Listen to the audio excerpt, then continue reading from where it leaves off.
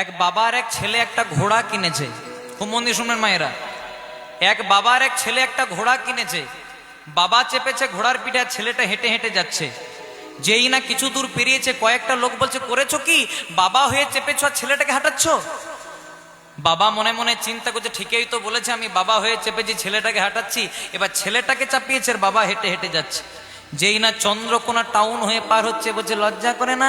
কম বয়সী ছেলে হয়ে চেপেছো আর বাবাটাকে হাঁটাচ্ছ? ছেলেটা মনে মনে চিন্তা করছে, আমি চাপলেও জ্বালা, বাবা চাপলেও জ্বালা, কি করা যায়? তখন বাবা হচ্ছে, শোন খোকা, তাহলে দুজনাতেই চেপে দিই। এবার দুজনা চেপে যেই না আপনাদের এই বাইপাসটা নিচ্ছে, কয়েকটা লোক বলছে, করেছো কি? একটা অবলা প্রাণী ঘোড়া বলতে পারে না, তা বলে দুজনাতেই। বাবা ছেলে মনে মনে চিন্তা করছে, হাই রে কপাল, আমি চাপলেও জ্বালা, বাবা চাপলেও জ্বালা, দুজনা চাপলেও জ্বালা, কি করা যায়? তখন বাবা এক গ্লাস ঠান্ডা জল খেয়েছে। শোন খোকা, শেষ একটাই উপায়, ঘোড়াটাকেও হাঁটাবো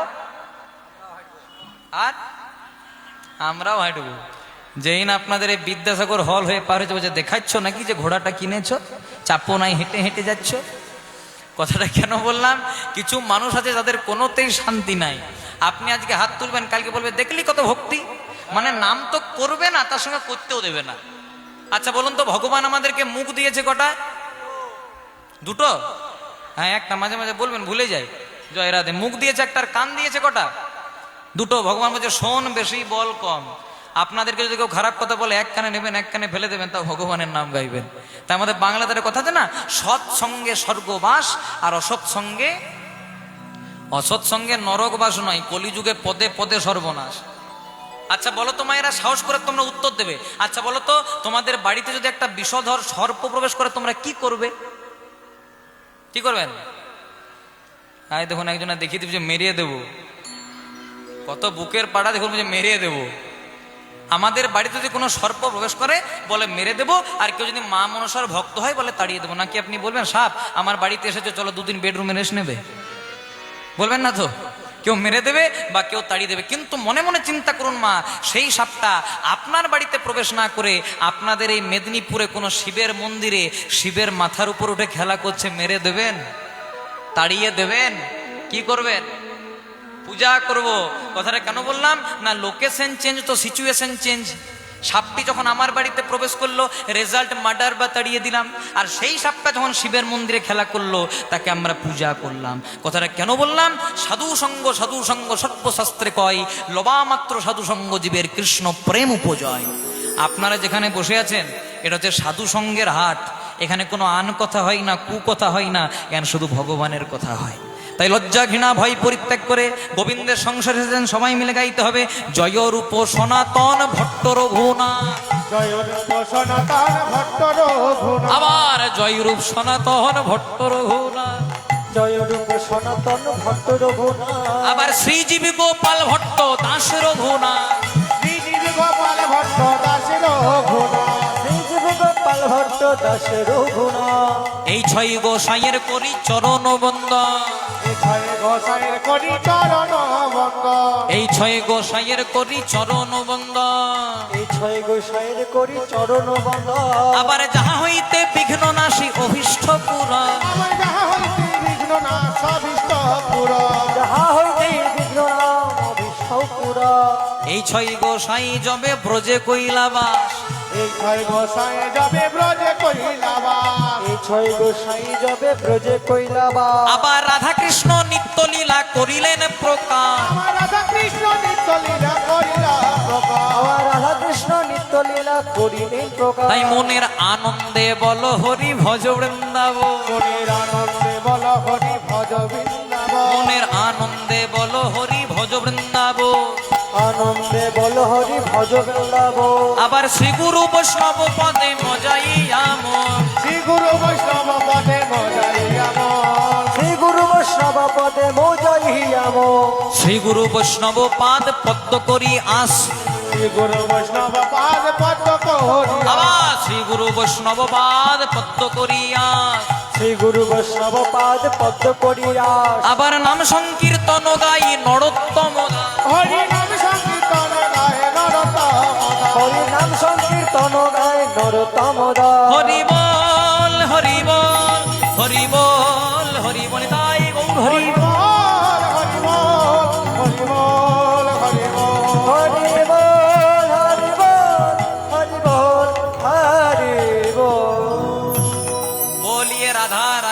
কি, রাধারানী কি, রাধারানী কি।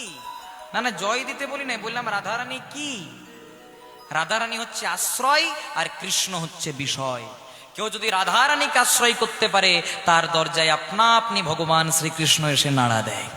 তেমনি নিতাই চরণ আশ্রয় করলে গৌর পাওয়া যায়। তাই পদাবলিতে বলেছেন না, ধন মোর নিত্যানন্দ পতি মোর গৌরচন্দ্র। যদি আপনি একটা দামি জিনিস কিনতে যান, আপনাকে ফ্রিতে দিয়ে দেবে না টাকা লাগবে? টাকা লাগবে। তেমনি গৌররূপী সোনাকে কিনতে গেলে পকেটে টাকা দরকার। কি টাকা? নিতাই রূপী টাকা। ধন মোর নিত্যানন্দ মানে টাকা হচ্ছে আমার নিত্যানন্দ, আর পতি মোর গৌরচন্দ্র।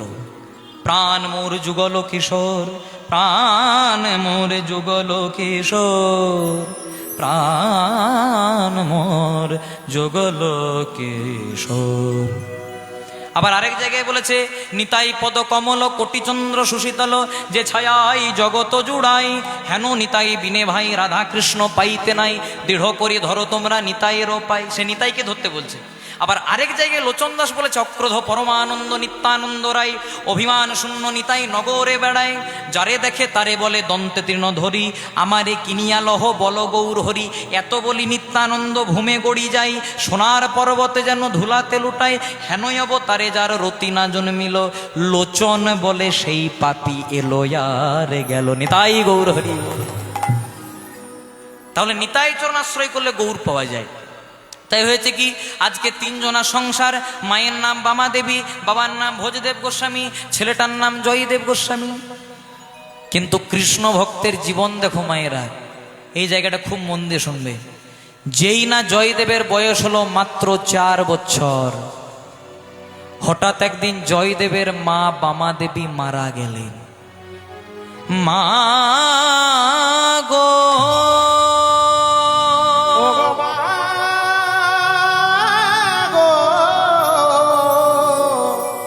তুমি আমায় ছেড়ে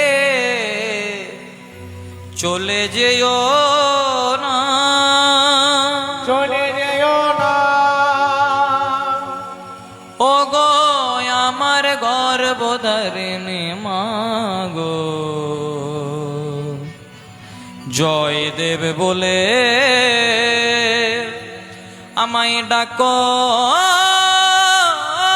মা গো, ডাকো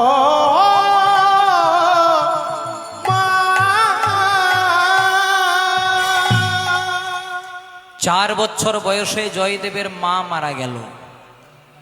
এই সংসারে এমন কারো না করুক মা, যদি কোনো ছেলে মেয়ের ছোট থাকা অবস্থায় বাবা মা মারা যায়, সে অভাবটা কোনোদিনও পূরণ হয় না। ছোটবেলায় যদি কারো বাবা মারা যায়, তার দুঃখ হয়, কষ্ট হয়, অভাব হয়, কিন্তু সেগুলোকে মেনে নেওয়া যায়। কিন্তু যদি কোনোদিনও ছোটবেলায় কারো মা মারা যায়, সেই অভাবটা কোনোদিনও পূরণ হয় না। মা হওয়া কি মুখের কথা, যদি না বোঝে সন্তানের ব্যথা। একটা আমাদের হাতে যদি ফোড়া হয়, ফুসকুড়ি হয়, কত কষ্ট হয় না? কিন্তু একজন মা 10 মাস 10 দিন একটা সন্তানকে গর্ভে ধারণ করে। মৃত্যু যন্ত্রণার পরেও যদি কোনো যন্ত্রণা থাকে, সেটা হচ্ছে গর্ভে ধরার যন্ত্রণা। কেন গর্ভে ধারণ করে? শুধুমাত্র মাতৃত্বের স্বাদ, মা ডাকটা শোনার জন্য। কিন্তু মায়ের চরণেই আমরা প্রণাম করতে ভুলে যাই। স্কুলের পড়াশোনা না করলে যেমন কলেজে ওঠা যায় না, তেমনি যদি পিতামাতার চরণে মাথা নত করা না হয়, তাহলে কোনোদিনও গৌর গোবিন্দের কৃপা পাওয়া যায় না। নিতাই গৌর প্রেমানন্দে হরিব।